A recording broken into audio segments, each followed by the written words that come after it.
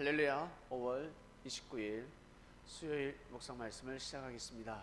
우리의 싸울 것은, 예수님께서는 베드로에게 칼을 들지 마라, 칼을 빼지 마라, 칼을 차고 다니지 마라 하셨습니다. 왜냐하면 그 칼을 가지고 있으면 혈과 육의 싸움을 하기 때문입니다. 혈과 육의 싸움을 해서는 아니 된다. 보이지 않는 존재가 있는데 바로 사단이다 하셨습니다. 사단이 하나님의 섭리를 무너뜨리기 위해서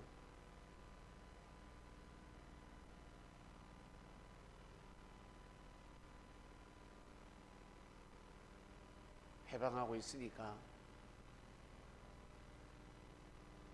인간적으로 육적으로만 생각하지 말라 하셨습니다. 베드로가 처음에는 몰랐지만 나중에 시간이 지나서는 알게 되었습니다. 사단이 나를 괴롭혀서 칼을 들게 하는구나. 내가 칼을 들면 하나님의 복음을 전하지도 못하고 내가 감옥에 가는구나. 옥살이를 하는구나. 내가 복음을 들어야지 칼을 들면 모든 것이 꼬이는구나. 함정이었구나. 사단은 나를 괴롭혀서 칼을 들게 하는 것이 목적이었구나. 칼만 들면 이제 끝나니까. 나중에 알게 됩니다. 그래서 부인해라. 네 생각을, 네 마음을, 네 감정을 부인하지 않고서는 나를 따라올 수 없다. 진정 네가 나를 사랑하거들랑 칼을 내려놓아라 하신 것입니다. 자, 우리는 예수님을 너무너무 사랑합니다.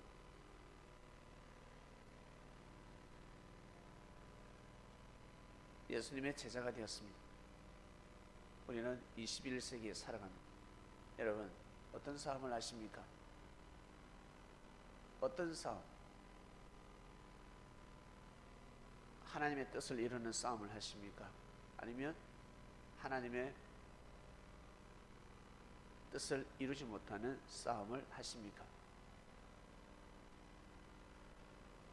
나 자신, 여러분 자신이 승리하는 삶을 살고 싶습니까? 아니면 하나님의 뜻이 승리하는 삶을 살고 싶습니까? 예수님이 승리하길 원합니까? 아니면 내가 승리하길 원합니까? 칼을 빼면 내가 승리하지만 예수님은 패배합니다. 내가 속상하고 억울하고 자존심 상하지만 내가 칼을 빼지 않으면 내가 지는 것 같지만 예수님은 승리하십니다. 지금은 모른다 하셨습니다. 시간이 지나보면 알게 된다 하셨습니다. 사울과 다윗 싸움이 붙었습니다. 사울은 먼저 기름 부음을 받은 자로서 자신과 똑같이 기름 부음을 받은 다윗을 마음과 뜻과 목숨을 다해서 보호해야 합니다. 지켜야 합니다. 그것이 사울 왕의 사명입니다. 사울 왕은 이스라엘을 지킬 수 없었습니다. 침략해오는 주변 국가들을 막아내고 이스라엘을 보호할 수 없었습니다. 다윗이 그 능력을 가지고 있었습니다. 수많은 백성들이 자신의 충신이 다윗을 죽이자 해도 죽여서는 아니 됩니다. 자기는 싫지. 그러나 이스라엘을 위해서, 이스라엘이라는 민족과 국가를 정말 사랑한다면 칼을 들어서는 아니 됩니다. 근데 칼을 들었습니다. 결국 이스라엘을 망하게 하는 것입니다. 이스라엘이라는 나라를 발전시키는 것이 아니라 더 후퇴시켰습니다.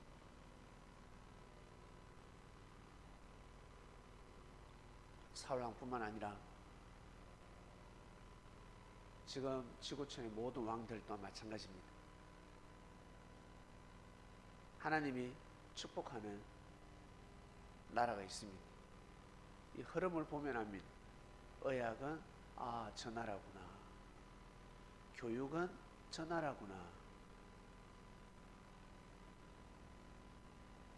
그리고 기술은, 컴퓨터는, IT는 저 나라구나. 저 나라가 강대국이구나. 우리나라보다 뛰어나구나. 그러면 고개를 숙이고 배우고 그 나라가 왜 그렇게 발전했는지 그것을 연구해야 합니다. 그것을 본받아서 노력해야 합니다. 근데 어때요? 도둑질하죠? 훔치죠? 요즘 말로는 해킹입니다. 힘이 있어서 사람의 눈은 가릴 수 있지만 하늘의 눈은 가릴 수 없습니다. 하나를 그렇게 해서 빼앗으면 두 개를 빼앗기고 세 개를 빼앗깁니다. 그 민족이, 그 국가가 고통을 받습니다. 한마디로 운세권이 떠나는 것입니다. 그것을 모르고 똑같이 사람에게 하듯이 국가에게도 그렇게 대적을 하고 있습니다. 자기들은 모릅니다. 주변 국가에서 이야기를 해도 자기들은 모릅니다.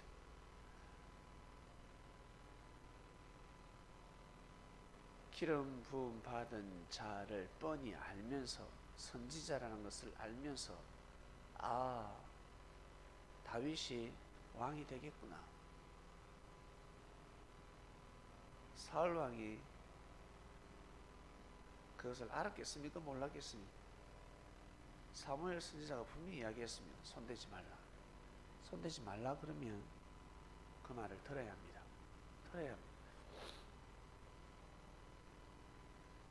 선지자의 말을 듣지 않는 사람은 백성의 말을 절대 들을 수 없습니다.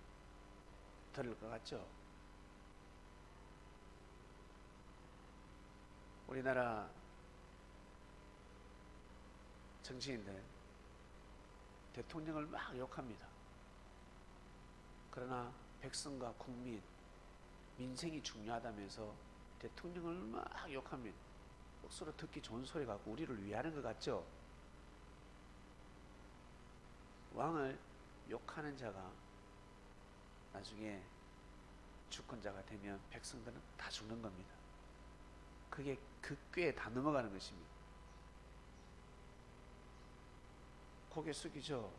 나중에 절대 고개 숙이지 않습니다.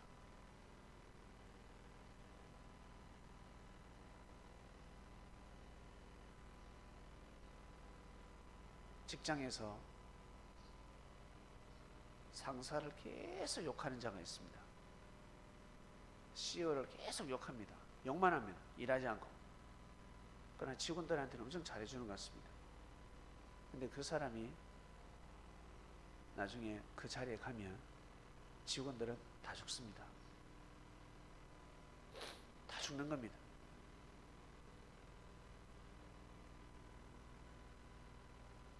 잘못된 정책을 지적하고 나는 저렇게 하지 않아야 되겠다 라고 해야지 계속해서 직원들이 일을 하지 못하게 반감을 쌓도록 소문을 퍼뜨리고 욕을 하게 되면 그 사람이 그 자리에 갔을 때 더 도둑놈이 되는 것입니다. 도둑질을 하는 것입니다. 자기보다 능력 있는 사람을 만났을 때 배울 생각을 하지 않고 자꾸 험을 이야기하고 허물을 이야기하고 죄를 이야기하고 덮어 씌우고 그런 사람은 꼭 경계하시길 바랍니다. 배워라. 너도 배워야지. 배워라. 배울 게 없다. 무서운 사람입니다. 아주 무서운 사람입니다. 배가 이거 먹일수록 고기를 숙게 하는데 고기를 숙이는 것이 아니라 빳빳하게 쳐들고 있습니다. 그러면 곡식이 아니라 가라진 겁니다. 자기는 곡식이라 하지 가라지가 자기를 가라지를 합니까? 아니요. 가라지는 자기가 알곡입니다. 그러나 농부가 볼 때는 이건 곡식이 아닙니다. 아, 가라지구나. 농부가 판단을 내리는 것입니다. 그래서 십계명, 첫째 계명, 둘째 계명, 셋째 계명, 넷째 계명이 기록되어 있는 것입니다. 아주 영적인 말씀입니다. 그러나 우리 땅에서는 첫 번째, 두 번째, 세 번째, 네 번째 아무 상관이 없고 필요 없고 다섯 번째 부모를 공경하는 이걸 최고로 생각합니다. 최고. 그래서 부모를 진정 공경할 수 없는 것입니다. 이 첫 번째, 두 번째, 세 번째, 네 번째 이 계명을 귀하게 여길 줄 알고 소중히 여길 줄 알아야 나중에 다섯 번째 계명을 지킬 수 있는 것입니다. 영적인 싸움에서 승리해야 합니다. 영적인 싸움에서 승리해야지만이 이 땅이 천국으로 바뀌게 되어 있습니다. 이 땅이 평화롭게 되어 있습니다. 에이 정말요? 그럼요. 그의 나라와 그의 의를 먼저 구해야 합니다. 에이 하겠지만 다르게 표현하면 여러분 개개인의 일이 잘 돼야 나라는 사람, 우리 모든 사람, 나라는 나 자신이 잘 돼야 다른 일이 다른 사람에게 힘을 줄 수 있습니다. 먼저는 내가 잘 돼야 합니다. 내가 건강해야 합니다. 내가 마음이 즐거워야 합니다. 그래야 남한테 은혜를 줄 수 있는 것입니다. 그 힘은 어디에서 온다? 하늘에서 오는 것입니다. 그걸 인정하고 그리고 그것을 믿고 하나님을 섬기는 삶을, 귀하게 여기는 삶을 살아가야 합니다. 그게 안 되면 나중에 자기가 신이 되어 있습니다. 내가 곧 법이요. 내가 대통령, 왕이며 내가 왕이로소이다. 백성을 살리는 왕이 아니라 백성을 죽이는 왕이 되어 있습니다. 무서운 사람으로 변화가 되는 것입니다. 이번 주 말씀은 우리의 싸울 것입니다. 싸울 것은 싸움이라면 뭐 이겨야죠. 이겨야 합니다. 이제는 전쟁이 없는 시대가 왔습니다. 정말 그럴까 하겠지만 여러분 우리나라 보세요.